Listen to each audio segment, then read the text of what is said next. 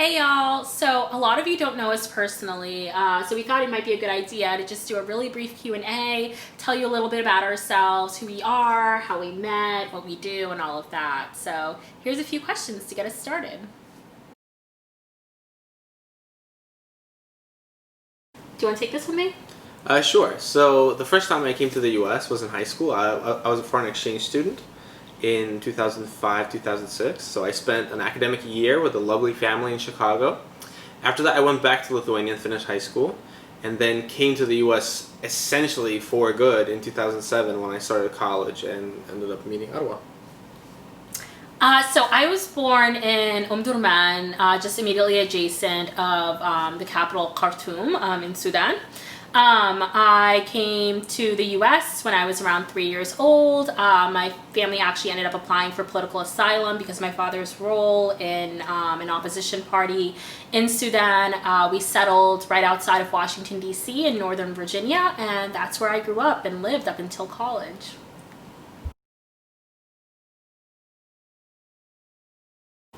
I can take this one. So we met freshman year of college, just a few days before classes started. We were both first year students at Princeton University in New Jersey. We had a mutual friend who we met through various pre-classes activities, and Augustas actually knew him from his years debating internationally. So he introduced us. I thought Augustas was so handsome. He was very tall, and I'm not that tall, and he had some really striking blue eyes. He spoke several different languages, which I found really sexy.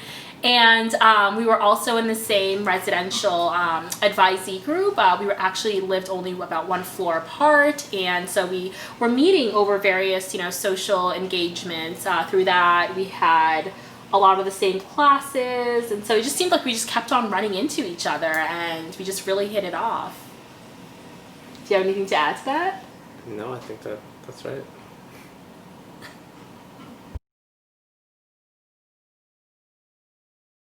So I feel like I kind of already touched on this in the previous answer. Do you wanna start?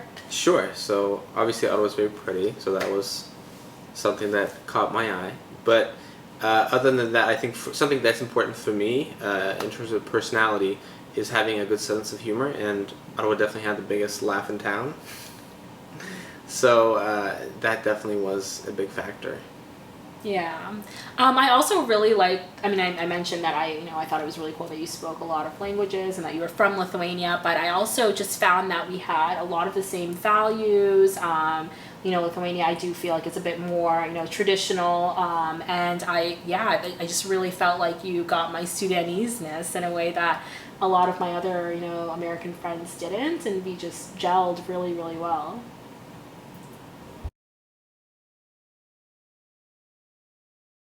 So we had been together for basically the entirety of college. We graduated from college in 2011, and we ended up living in different cities because that's where our jobs led us. And obviously we had discussed getting married and spending the rest of our lives together, but hadn't yet made that happen in terms of obviously getting married. So after college, we're living in different cities. We're long distance. We're seeing each other only once in a while. We're obviously calling each other, writing emails, etc., texting. And so I finally decide that I want to propose. I get Arwa's dad's blessing. And in 2012, in August, this is about a little more than a year after we've graduated, I decided to propose on a work day. So I took the bus from Philadelphia, I think it was like Mega Bus or something, literally in the morning to New York, where Arwa was working. She was working for an NGO at the Empire State Building. And just when I arrived, I basically called Arwa and said, "Hey, I'm in town. Can we meet for lunch?" Yeah, no, it was so random. I mean, we hadn't really been speaking, I think, in the day or two before, and so it did feel somewhat out of the blue. We usually chatted after work, but I remember coming to my desk and finding a missed call from you and just thinking that was a bit unusual. I called you back just to say that, I'm busy at the moment, but we can chat at lunchtime. And you were just super insistent that we talk then and there, and I was trying to hang up, and then you finally blurted out that you were downstairs and that we needed to meet. So I head downstairs and you tell me that you have express tickets to the top of the Empire State Building. And at that point I kind of suspected something was going on just because, this was just so random. And then we get to the top and I'm staring out the window for just a moment and I turn around and he's on his knee and it was really unexpected, but really, really sweet.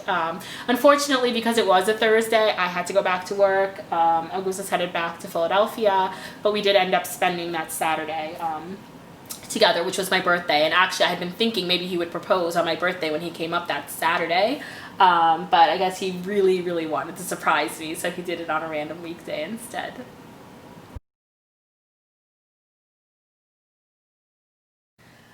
So babe, this is actually one of the questions that we got through Instagram. So I can start because I thought about this. The answer is very simple. I personally was never in a previous relationship, and neither were you. We just really hit it off, and I think we just kind of knew. Part of it is definitely the fact that we both come from really traditional backgrounds, like in Sudan, at least in my parents' generation, this idea of, dating around until you find someone who, just like checks all the boxes was just not really a thing. People, if you reasonably got along, the logical next step was marriage. And, Augustus definitely checked all the boxes for me, but it was also this sense that because it was going so well and I was so happy, why not? If not him, then who? And I was just, I think I was ready by, year 3. I could definitely tell that this was headed towards marriage. And if your parents got married so young. That's true. And I think ultimately it's the age is not really an issue to the extent that obviously you're by 23, 25, you are a full grown adult. But if you have what you're looking for, what's to stop you? What are you waiting for? If you found the person that makes you happy, what is the reason to wait until you're 30 something or whatever? Yeah. Right? So yeah.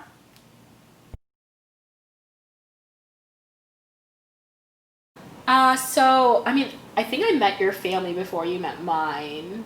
Yeah, so I met Augustus's family this summer after our junior year of college. Augustus and I were both doing internships in France, and it was also the summer that his father was turning 60 years old. So his mom planned this really elaborate, lovely weekend in Paris for the two of them, and so the four of us hung out. I got to know his mother really well, and his father as well, but mostly his mother because there's actually a bit of a language barrier with Augustus's parents. They don't speak English very well, and I don't speak Lithuanian terribly fluently. So I need to communicate with them somehow, and so I actually communicate with his mother in French. She's a French professor, or she's retired now, but she was once a French professor, and she's very much a Francophile, and I speak French.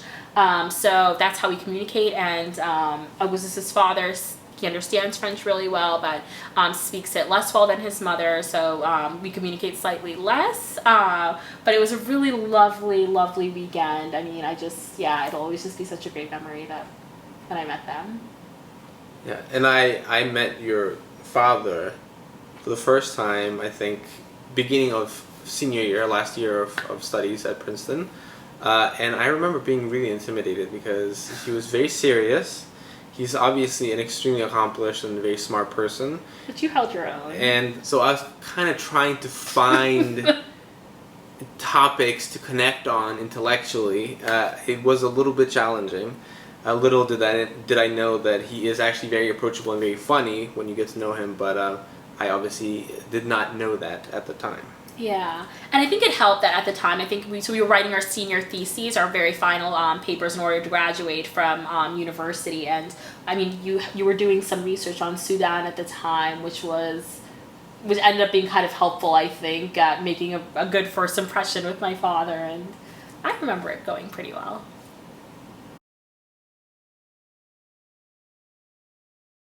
So we're both corporate lawyers. We worked for 2 years after college. Augustus was in Philadelphia, as we discussed, and I was in New York.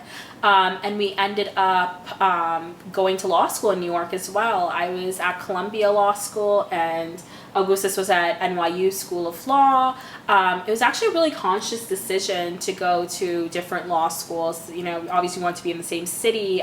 We had gotten married actually only a couple months before our first year of law school, and we really wanted to just have separate experiences because we had started dating so early on. When we were in college, our university experience just ended up being kind of just like all about us, and we didn't really get to know as many people as I think we could have. I think we both just really wanted, despite having just gotten married, to experience just growth on a personal level. And so we went to different schools, but we had a lot of the same classes, a lot of the same books.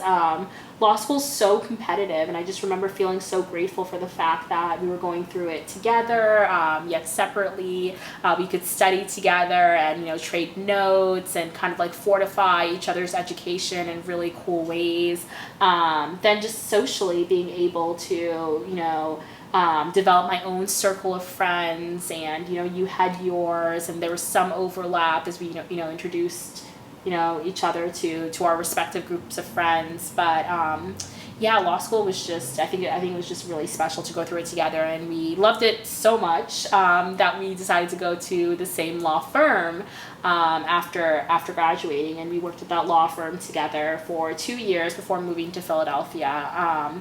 And now we're both at really large corporate law firms here in Philadelphia. I do real estate finance, so I represent generally lenders in connection with really large real estate transactions. And so Augustus does also finance, but a different kind. Yeah, so I do debt finance, which essentially is loans that large companies take out from a bank or syndicate of banks.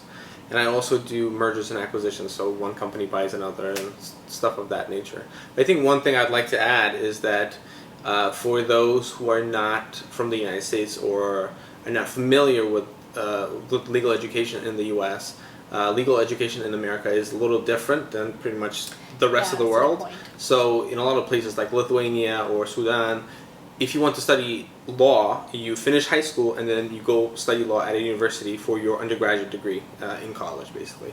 In the U.S., that's not possible. That's not how that works. You study something else before you go to law school. So we both studied politics, political science, and then after you get your college degree, that's when you apply to law school, which is a 3-year program called a JD program, or Juris Doctor program. And after you finish those 3 years, you take a bar exam, get admitted to the bar in a given state, and then you can practice law and become a lawyer. Yeah, so as I mentioned, we started off our career in New York, so we're barred in both New York and Pennsylvania. When we moved here, we did have to take the Pennsylvania bar exam.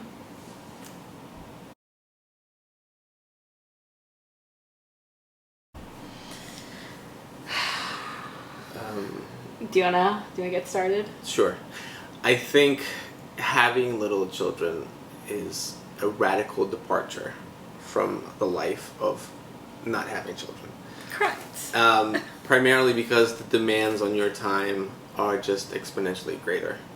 And so, whereas in law school, we could spend certain Saturdays doing nothing in particular, you cannot do that as a parent. Especially with 2 little kids. That's even less of an option. So, the biggest change, I think, at least for me personally, has been you just have so much more that's being asked of you, and you just kind of have to make it happen because there's no second option. There's no plan B. And the other thing, obviously, is it's very hard to travel with little kids. I think you can talk to that a little bit. Yeah, so I mean, just to take it back a step, so Augustus and I were together for 10 years before we had kids. I mean, part of that time was in college, obviously, and we weren't married, but um, at least a couple of years of those, I mean, if 3 years, I think, were after we got married. So we were so used to traveling together in law school. You know, you have winter break, summer break, spring break, and so we were really accustomed to just, you know, being able to come and go kind of as we wanted. And we would take multiple vacations a year together. We love, you know, experiencing different cultures and different cuisines. We'd often, you know, just decide on a spur of a moment to go out to dinner or to go to a movie theater. And yeah, that we just can't do things like that anymore. And so in terms of like our dynamic, I think just if I had to just say it in like one way, it's really just, you know, needing to be more intentional about our one-on-one time. I think it was slightly easier when we were in New York, even after we had Yusuf, after starting work, because we worked at the same law firm. We actually sat on the same floor, so it was a really, really sweet setup. We would commute to work together. We would, you know, hang out throughout the day, really on and off. We would often come home together, and so it was a lot easier to get that quality time in. Since moving to Philadelphia and working at different firms, we've really just had to find just like ways to really get that one-on-one time in. One way is that we usually go to work together. Even though we work at different firms, we'll try to leave the house at the same time and commute together. We'll often come home together. We'll meet in the center of the city and walk home together. Making sure, you know, that family time is a time of, you know, putting phones away and just really just reflecting on how each other's day went and spending quality time with our son. And then just really trying to make the most of weekends. That was actually one of the reasons that we decided to move to Philadelphia. You know, in New York, the work week is actually 7 days a week. Here, even with, you know, very intense workloads, we are very lucky to often have Saturdays and Sundays off and to be able to spend those entire days together. So that's been great.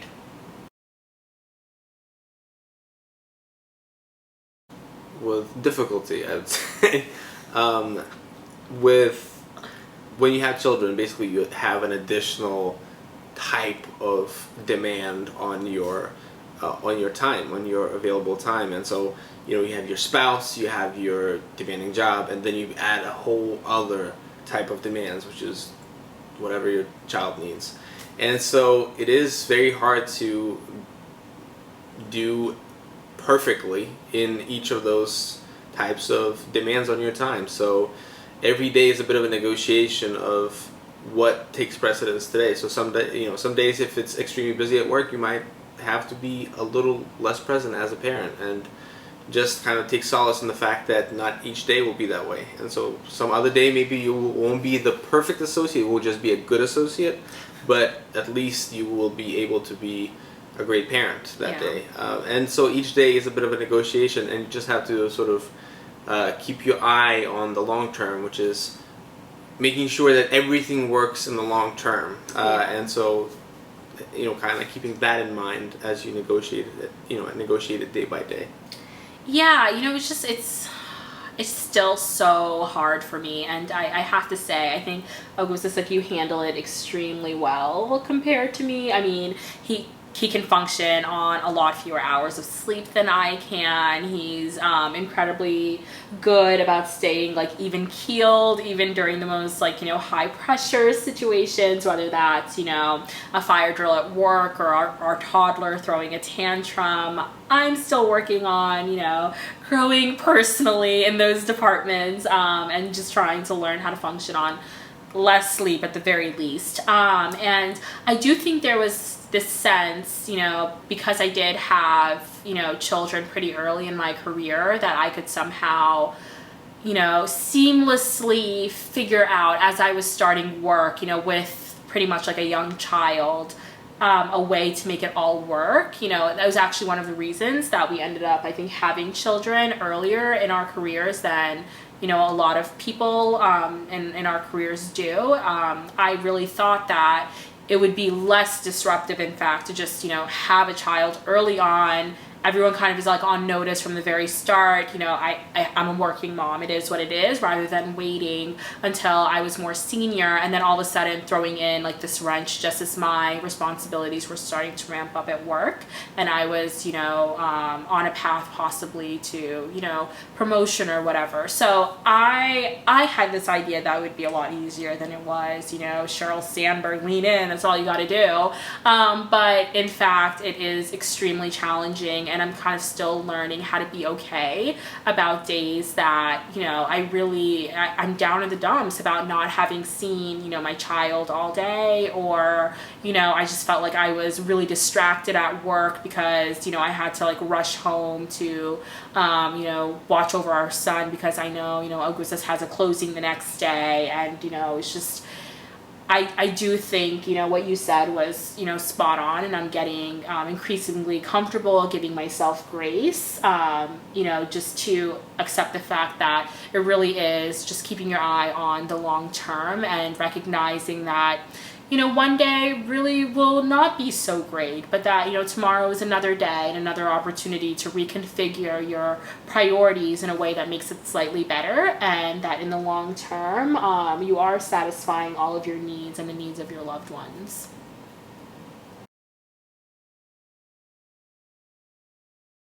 So I think mine would be going to Harry Potter World in Florida for Fun.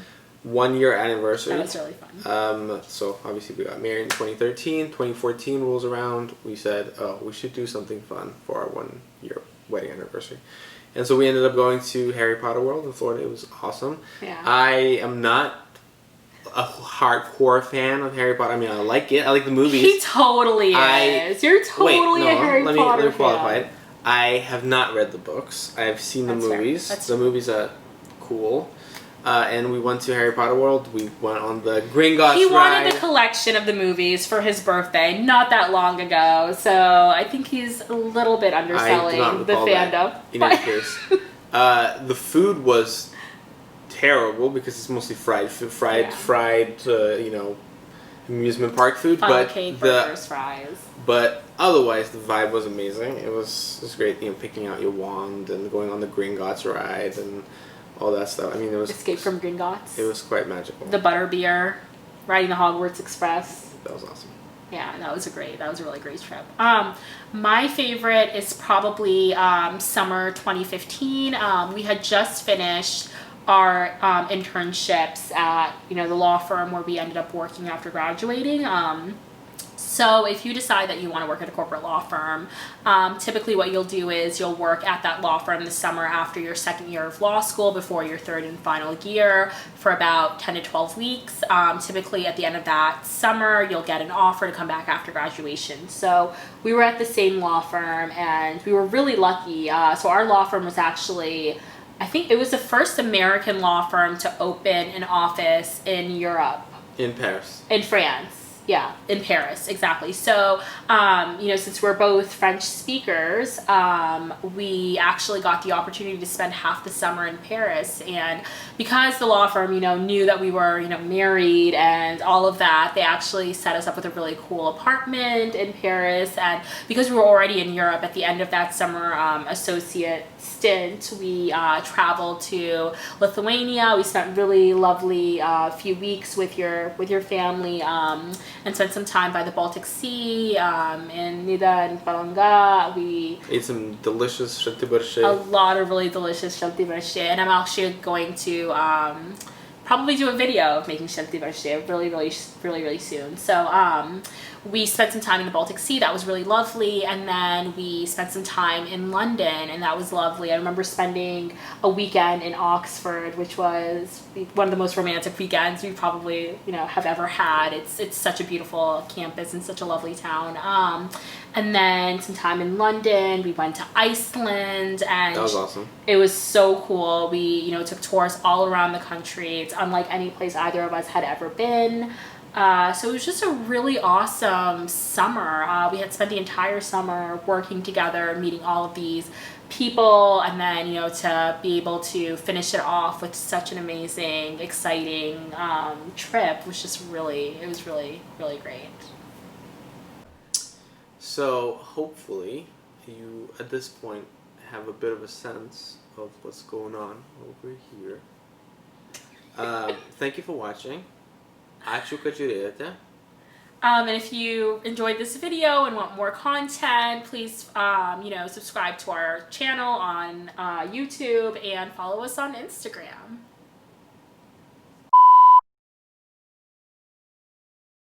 Yeah, I know something like it. Okay. I don't know. I mean, do you want? No, that was crazy. I don't like that. Okay, hold on. You're never gonna do this. Okay, we're back. Sure.